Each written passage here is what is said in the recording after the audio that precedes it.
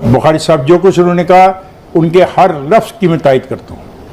बिल्कुल जी जावेद, मैं बुखारी साहब के हर लफ्ज की तायद करता हूं, क्योंकि हम इससे ज्यादा कुछ कर ही नहीं सकते।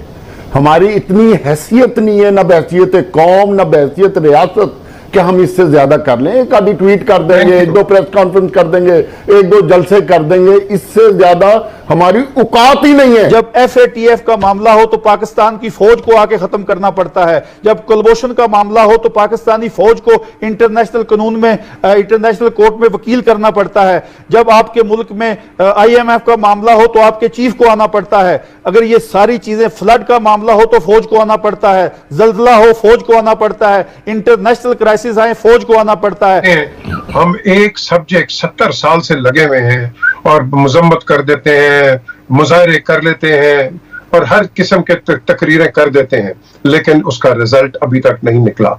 लेकिन हमारा जो पड़ोसी है आर्टिकल 370 335A वो इम्पोज कर गया।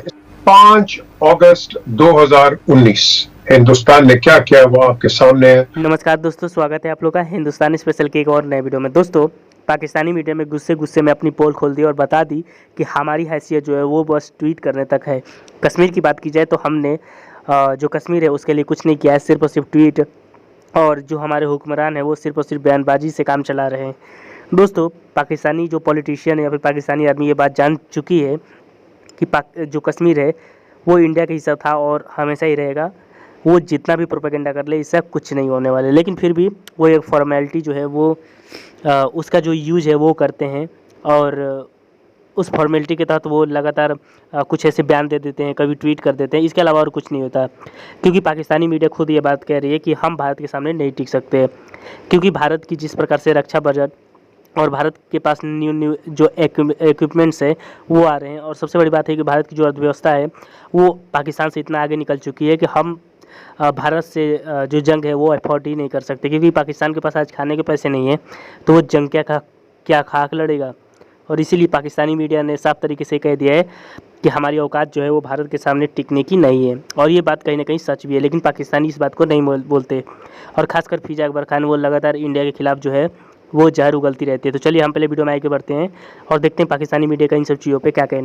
मुझे याद है यूनिवर्सिटी ग्राउंड में साबिक वज़ीर आज़म ने एक खिताब किया था और उसमें उन्होंने कहा था कि कोई भी लाइन ऑफ कंट्रोल की तरफ अगर बढ़ा तो वो पाकिस्तान का खैर ख्वाह नहीं होगा, उसने समझो दुश्मनी कर ली। फिर उन्होंने कहा कि जी मुझे 20 दिन का टाइम दे दें आप, फिर मैं आपको बताऊंगा मैं अक़वाम मुत्तहिदा जा रहा हूँ। मैं आपकी बात ये कोई आगे बढ़ाता हूँ। जब सब कुछ हो गया तो फिर आकर आज फौज के खिलाफ बयान शुरू हो गए, उनके खिलाफ प्रोपेगेंडा शुरू हो गया।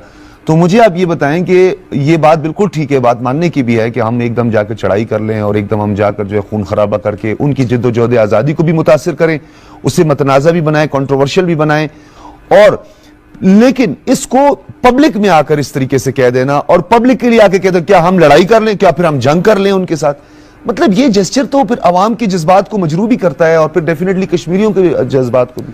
कुछ आप भी समझते हैं कि हमारी गलतफहमी ये भी है कि हम कांग्रेस पर हमारा बड़ा तकिया है जी। हम कहते हैं कांग्रेस में ही, आपको याद होगा उन जिन इज्तिमाई खबरों का आपने केस टेकअप करने की बात की थी कांग्रेस के दौर में हुआ था। बीजेपी के कुछ रहनुमा थे, अटल बिहारी वाजपेयी की हम बात नहीं करेंगे, उसका रवैया ये तो बहुत जारहाना और किस्म का, ये तो 8 साल का बच्चा था जब ये RSS का जो इसने ट्रेनिंग शुरू की थी और उसके बाद फिर इन्होंने क्या कत्लो गारत और क्या तमाशा। हम वैसे ही कांग्रेस पे बड़ा तकिया करते हैं जी, बड़ी प्रोग्रेस लिबरल और वो जो है सेकुलर स्टेट की बात वो करती है। हमारे लिए तो एक ही बात है, वो तो पॉलिसी का एक तसलसल नजर आता है, इसमें थोड़ी शिद्दत आ गई है। देखिए, मैं अक्सर ये कहता हूँ हिंदुस्तान में जो भी हुकूमत हो, चाहे वहाँ पर जो मुसलमान है उनकी भी हुकूमत आज पाकिस्तान के खिलाफ है, मकबूजा कश्मीर के खिलाफ है। अभी हमें ये बात से निकलना चाहिए, ख्वाब खरगोश से।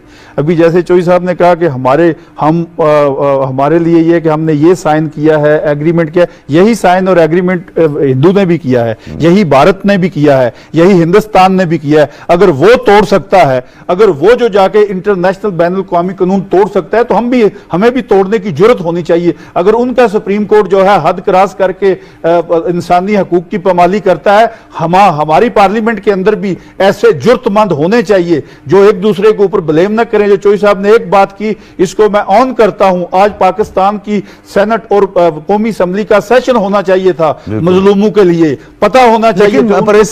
कतई कलामी की ये दोहरा मेयार आड़े आ जाता है ना। एनपीटी पे साइन न करने वाला बंदा जो है सिक्योरिटी काउंसिल का मेंबर बनने जा रहा है, न्यूक्लियर सप्लायर ग्रुप का मेंबर बनने की कोशिश करता है, और अमेरिका उसके लिए लॉबिंग करता है, और कई यूरोप के ममालिक उसके लिए लॉबिंग करते हैं। तो पाकिस्तान तो नहीं कर सकता। अगर पाकिस्तान ये करता है तो ये punishment international court of justice. अब ये जो आपके सामने जो हमने पकड़ा है कलभूषण, क्या हुआ? मैं अक्सर ये लोगों को कहता हूं, ये पाकिस्तान दुनिया का कॉर्नर प्लॉट है।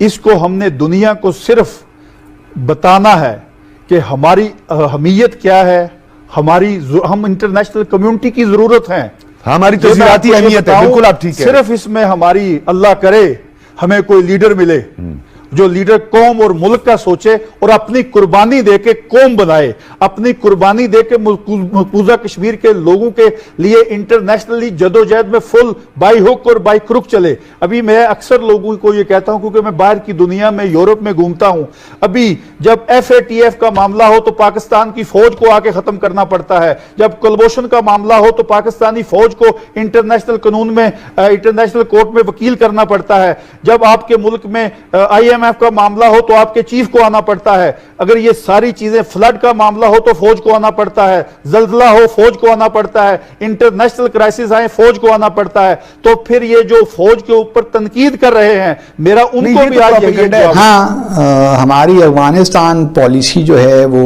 एम्बिवलेंस का शिकार है, बेबस सी नजर आती है। वहाँ ये बात माननी पड़ती है कि भारत बड़ा ग्रेजुअली, जो स्पेस हम समझते थे कि तालिबान के आने से वो चली गई, वो रीगेन कर रहा है आहिस्ता आहिस्ता। जहां भारत ने अफगानिस्तान की सरजमीन को पाकिस्तान के ख़िलाफ़ इस्तेमाल किया, जो नेशनल सिक्योरिटी डायरेक्टरेट थी, लेकिन वहाँ भारत ने जो अफगानिस्तान की डेवलपमेंट है, ख़ास तौर पे वहाँ जो इंफ्रास्ट्रक्चर है, वहाँ उन्होंने काफ़ी इन्वेस्ट भी किया। तकरीबन $3 बिलियन की इन्वेस्टमेंट की भारत ने, और बड़े बड़े प्रोजेक्ट्स किए। मिसाल के तौर पर जो पार्लियामेंट की बिल्डिंग है वो भी भारत ने बना के दी, फिर एक डैम, सलमा डैम, वो भी भारत ने बनाया, फिर एक गांधी हॉस्पिटल भी बनाया। तो काम इस हवाले से उन्होंने बहुत किए। भारत को बहरहाल ये क्रेडिट जाता है कि उन्होंने पिछली अफगानिस्तान में काफ़ी उनकी डेवलपमेंट में इन्वेस्ट भी किया। लेकिन अब चीन के जो खसूसी नुमाइंदा बाय अफगानिस्तान हैं, उन्होंने 2 रोज़ पहले न्यू दिल्ली का दौरा किया, और न्यू दिल्ली में उन्होंने मिनिस्ट्री फॉर एक्सटर्नल अफेयर्स जो इंचार्ज हैं, जॉइंट सेक्रेटरी वहाँ पाकिस्तान, ईरान और अफगानिस्तान, उनसे मुलाकात की। दोस्तों, जैसा कि आपने इस वीडियो में देखा कि इस वीडियो में बात हो रही थी कश्मीर के ऊपर, और पाकिस्तानी मीडिया ने साफ तरीके से कह दिया कि हमारी भारत के सामने खड़े होने की औकात ही नहीं है। और ऐसा इसलिए है क्योंकि जिस प्रकार से भारत की अर्थव्यवस्था जो है वो पाकिस्तान से बहुत ज़्यादा आगे है, और भारत के पास आज राफेल जैसे अत्याधुनिक लड़ाके हैं। वही अगर पाकिस्तान की बात की जाए तो पाकिस्तान की अर्थव्यवस्था लगातार नीचे जा रही है, और पाकिस्तानी आर्मी आज चारों तरफ से घिरी हुई है। पाकिस्तानी आर्मी के पास नए नए इक्विपमेंट्स भी नहीं है, और सबसे बड़ी बात है कि पाकिस्तानी जो आर्मी है वो चारों तरफ से घिरी हुई है। एक तरफ BLA मार रही है, एक तरफ जो पाकिस्तान तालिबान है वो मार रहे हैं, और तीसरी तरफ जो है वो जो अफगानिस्तान तालिबान है वो मार रहे हैं। यानी कि पाकिस्तानी आर्मी भी चारों तरफ से फंसी हुई है, और इस समय में पाकिस्तान को ये बात पता चल गया कि हम भारत के साथ जो जंग है उसको अफोर्ड नहीं कर सकते। तो दोस्तों, आई थिंक आप लोगों को ये वीडियो अच्छा लगा होगा। तो अगर आपको वीडियो अच्छी तो वीडियो को लाइक और हमारे चैनल हिंदुस्तानी स्पेशल को जरूर सब्सक्राइब करें, क्योंकि हम आपके लिए ऐसी वीडियो लाते रहते हैं। तो मिलेंगे किसी नई वीडियो के साथ, तब तक देखते रहिए हिंदुस्तानी स्पेशल।